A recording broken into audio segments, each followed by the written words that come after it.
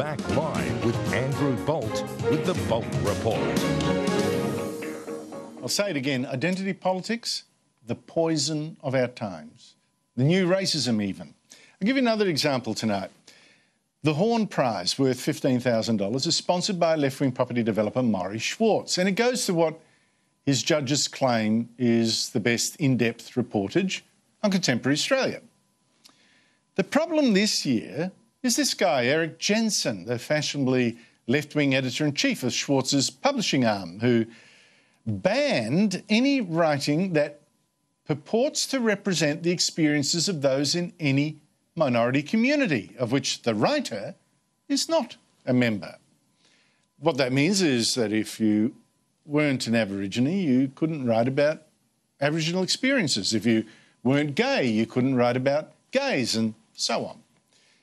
Now, that identity politics has not gone down well even with some on the left. In fact, some of the Horn Prize judges resigned in protest. David Marr, who has written books attacking white Catholic straight men, although who's not Catholic or straight himself, quit. And so did Anna Funder, whose book Stasiland is about East Germans, even though she is not East German. And those resignations forced Jensen today to drop his stupid ban. Joining me is Mark Latham, former Labor leader and now publishing on Mark Latham's Outsiders. Look it up on Facebook. Mark, great to see you. What's wrong, do you think, with Jensen's rule that you had to be of a minority to write about a minority? Well, Andrew, you're going pretty bad when your policy's so left-wing that not even David Marr can support it. I mean, you know, you're way out on the extreme. And, you know, this is the wacky left theory of cultural appropriation, that no one should engage themselves, think about, write about another culture without permission from someone supposedly at the head of that culture. Now, it's a defiance of what had been a very sensible left-of-centre approach to developing the good society, and that is we're a stronger society with greater trust and understanding if we try and cross racial, gender and sexuality borders. We try and understand the circumstances of people with a different skin colour, different gender, different background, and if middle-class people are doing okay in crossing those boundaries, in crossing those identity borders, you'd be in a better position to try and help needy people who don't necessarily reflect your background. So, you know, very sensible left-of-centre theory that Whitlam, Hawke, Keating, all these Labor governments would have endorsed through the years, but now the left have gone down this very strange path of segregation, that only black people can write about black people, only Asians can understand Asians, only white people can write a play involving other white people in their history. This is segregating our ideas, our thinking, our people, and it's as regressive and primitive a principle as you'll ever see in public life. And you had a photo there of Eric Jensen. He's got a bird's nest above his skull, and I dare say there's one under his skull as well. This is just nuts. I just did have Eric on the show once, and he seems to have problems coping with explaining himself, but I think now that he's scrapped this decision, this stupid rule, that you have to be of a minority to write about a minority, what would have happened to Kill a Mockingbird? That could not possibly have been written. Do you think this actually is a sign that we're looking at the beginning of the end of identity politics, when you've got David Marr, to his credit, rebelling against it, for instance? Well, hopefully. We should see the end of cultural appropriation. Yasmin Abdel-Magid tried to run this at the Brisbane Writers' Festival against Lionel Shriver several years ago, the proposition that a white woman can't write about Indigenous people or black Americans in a novel. Don't we want to build understanding across these identity boundaries where people do share stories and try and get to know people from a different background? But what does it mean for the rest of the Schwartz publishing empire? They've got plenty of people in the monthly and their quarterly essays writing about cultures other than their own. It's been standard practice through the ages. What, are they now supposed to down their pen or disconnect their computer terminal and only stick to the narrowness of their own existence? I mean, do we want a society so narrow and segregated we can only talk about ourselves and a few people like us? This is sort of so anti-social, so anti the good society that it's laughable. But unfortunately, idiots like Jensen have gone down this path and good on David Marr and Anna Funder for standing up against it, because it really is the pits. Well, you mentioned Yasmin Abdel-Magied. That's interesting. It brings me to this question, Mark.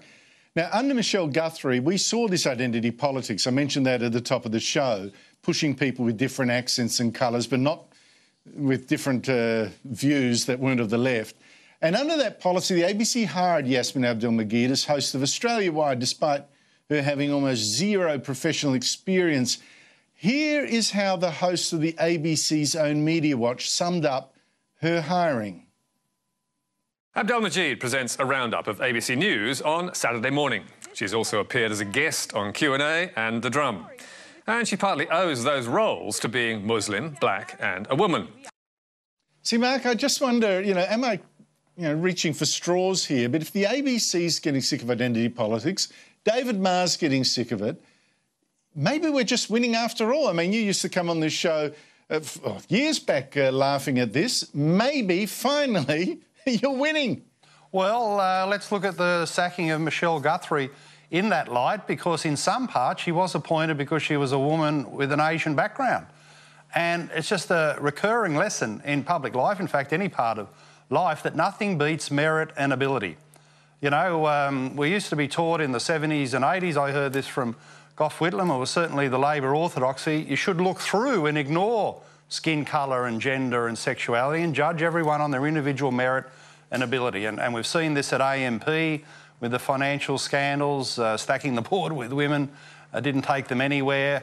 We've got this news about Michelle Guthrie today, and it's just a basic rule of life. And in academic studies as well, there's no evidence whatsoever in any verifiable form that the gender composition of a board or an organisation will make any difference to its ability and its performance. You've got to get the very best people available. The best person for the job has got to get the job, and when that happens, normally an organisation will go forward and progress itself. So identity politics, Andrew, at its core has always been divisive.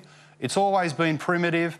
It was always bound to fall over, and hopefully through its internal contradictions it'll continue to have these problems, because for the Australian people and the fair traditions of our country, it's never been worth a cracker.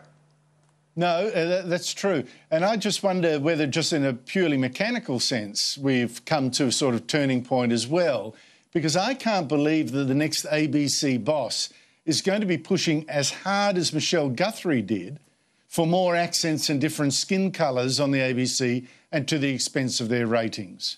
Well, none of that matters, and to some extent Guthrie's role didn't matter, because, as Gerard Henderson often points out on this program, nobody actually is in charge and runs the ABC. It's a staff-run leftist collective.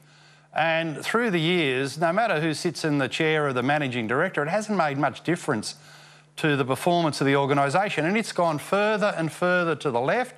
There's probably about 1% of the staffing who are Conservatives. If you ever talk to them about what happens behind the scenes at the ABC, it's horrifying. Because anyone of a different opinion who gets anywhere near the organisation, they have sort of a management intervention, and there's a lengthy process to sort of work out why a particular person's got to be banned from the organisation or can't appear on a certain show. The level of censorship and, again, the narrowness of opinion at the ABC is horrifying. And if they can do something about the organisation under the banner of diversity, for goodness sake, make it diversity of opinion, diversity of politics, and break this leftist collective. Yeah, look, honestly, I had the same sort of thing, Mark, when the ABC chose me to go around with Linda Burney, the Labor politician, on a series on the so-called reconciliation movement. Honestly, the meetings the ABC had to hold with ABC staff, and particularly those identifying as Indigenous, to explain away my appearance there, it's just extraordinary, absolutely extraordinary. But how can you break through this? I don't know, mate. Well, that's their culture. That's their culture, and we go back to that theory of cultural appropriation or segregation. Perhaps their concern was that a white man like you shouldn't get to meet Indigenous people. Well, how do you ever help Indigenous people in Australia? Correct. Unless white people understand their circumstances, get to know them, build a stronger level of trust and collaboration to solve some of the worst problems in our country. So, you know, the only way of bringing Australia together is forget about race, gender and sexuality, forget about identity and go back to the time-tested, wonderful Australian tradition of the fair go, which basically means judge people on their individual merit, their character, their work ethic, and make sure the best person for the job gets the job. Now, you say maybe we're winning. I tell you what, Andrew, the rise of the conversation about gender quotas is a step in the wrong direction and a sign that we've still got a long way to go. Because if anyone who thinks that creating new forms of discrimination, in this case against men in society, is going to somehow deal with older forms of discrimination, well, all they're doing is further dividing Australia and making our society less cohesive. Mark Latham, great to talk to you again. Thanks a lot for your time. Thank you.